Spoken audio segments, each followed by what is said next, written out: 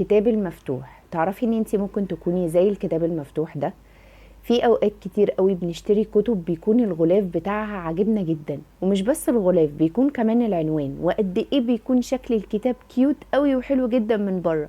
بس للاسف بعد ما بنشتريه وبنحاول ان احنا نقراه من جوه، بنلاقيه ان احنا قد ايه ضيعنا وقت، وقد ايه ضيعنا مجهود كنا في وقت ومجهود ممكن نضيعه في حاجة تانية احسن. انتي بقى ممكن تكوني الكتاب ده.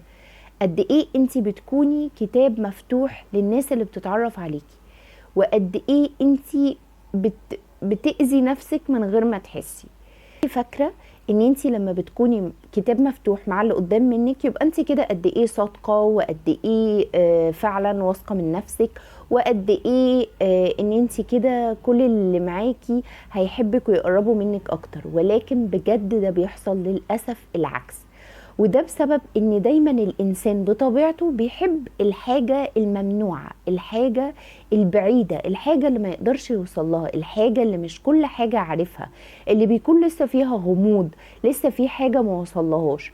بس انتي يعني بطبطك لما بتتعرفي على حد، والكلام ده مش بس لما بتتعرفي على الاكس ولا البوي فريند، ولا بتتعرفي على بس شاب، لا انتي كمان لما بتتعرفي على بنات بتروحي تعملي زي الكتاب المفتوح بالظبط، وتقولي لها على كل حاجة، نقط القوة بتاعتك، نقط ضعفك من غير ما تحسي، الحاجات اللي حصلت زمان، الحاجات اللي بتحصل. خليكي عارفة ان في صفحات في الكتاب في حياتك محدش يكون عارفها غيرك انتي وبس وربنا، وما تحاوليش ان اي حد تاني يعرفها. وده مش عشان انتي عملتي حاجة غلط فيها، لا بالعكس، ولكن في حاجات لازم تحتفظي بيها لنفسك، مش لازم ناس تعرفها. زي بالظبط نقط الضعف اللي عندك، مش لازم كل الناس تعرف انتي ايه اللي بتحبيه وايه اللي مش بتحبيه. مش لازم كل الناس تعرف ايه اللي بيخوفك، ايه اللي بيضايقك، ايه العقد اللي موجودة في حياتك.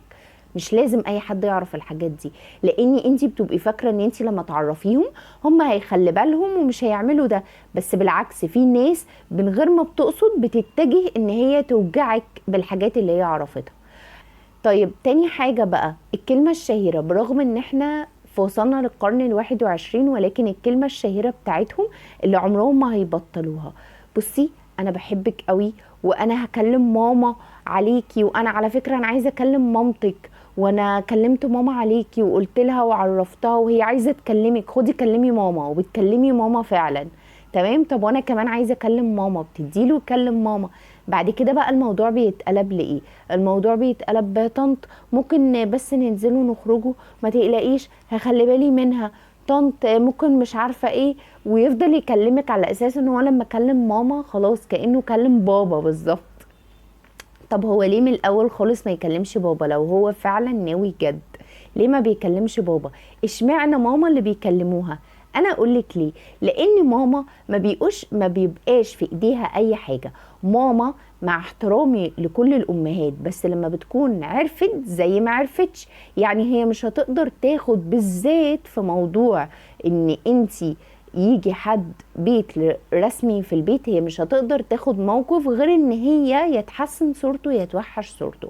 ولكن ان هي تقول اه ولا لا، ده بقى في ايد بابا. ليه ما بيقولش لبابا عليكي؟ ليه ما بيخليكيش مثلا تكلمي والده؟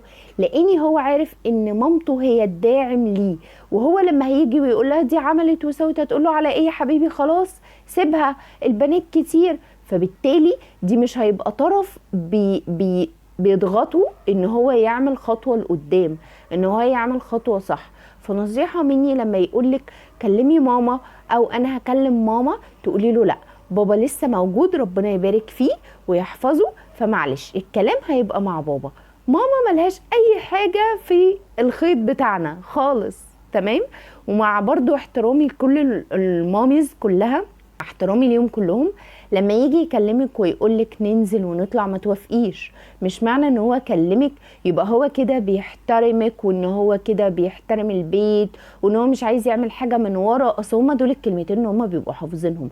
لا بالعكس، هو بيعمل ايه؟ ان هو بياخد اوبشنز اكتر. وفي نفس الوقت انا مكلم مامتك، انا قايل لمامتك، هو انا مش خلاص كلمت مامتك وانتي كلمتي ماما؟ هي الفكرة مش بالكلام، الفكرة بالفعل. بالفعل نعمل خطوة لقدام، خطوة حقيقية. اللي بيعمل خطوة حقيقية ما بيحتاجش ولا يكلم ماما ولا يكلم بابا، بتلاقيه في ثواني بيجي ويخبط كده، بيكون فعلا مستعد. تمام. حاولي على قد ما تقدري ما تتخدعيش بالموقف ده.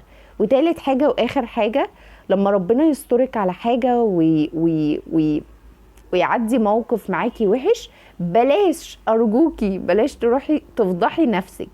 اتعرفتي على حد وما كانتش الريليشن شيب ما بينكم احسن حاجة، جه حد جديد بعدها، فبرضو الكلمة الشهيرة بتاعتهم ممكن تقوليلي هو انتي كنتي على علاقة بحد، بتكلمي حد، انا بس عايز اكون اول حد في حياتك، عايز اعرف كل الماضي وكل الحاجات اللي وجعتك عشان اتجنبها.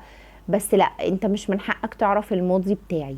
مفيش حد ليه الحق ان هو يعرف الماضي بتاعك او يعرف حاجة ربنا سطرها عليكي، حتى لو ما كانتش حاجة وحشة قوي، بس مجرد بس ان حاجة عملت لك ألم، حاجة ضايقتك، مش من حق اي حد يعرفها. خلاص، انتي حاجة ربنا سطرها معاكي ومحدش يعرفها، ما تقوليهاش لحد خلاص. ولا حد مستاهل، ولا صاحبة ولا صديقة ولا صديق ولا اي حاجة. صدقيني الموضوع ده بيفرق بعد كده كتير، وبتبقي خايفة وبتتأذي من الموضوع ده من غير ما يقصد بيأذيكي او بتأذيكي، مجرد ما هي عرفت حاجة ليكي انتي المفروض كنتي صفحة وقفلتيها. اما بقى اخر حاجة، صدقيني الدعاء بيغير كتير قوي. ادعي كتير قوي على قد ما تقدري، بجد الدعاء ده سحر حقيقي، اكبر سحر في الدنيا الدعاء.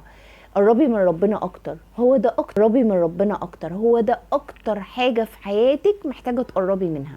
القرب من ربنا نعمة كبيرة قوي، صدقيني هتنجحي، هترتاحي، هتطمني، هتلاقي نفسك طريقك بيتفتح قدام منك، هتبقي عارفة تختاري ايه وما تختاريش ايه. كل ده بس من الدعاء.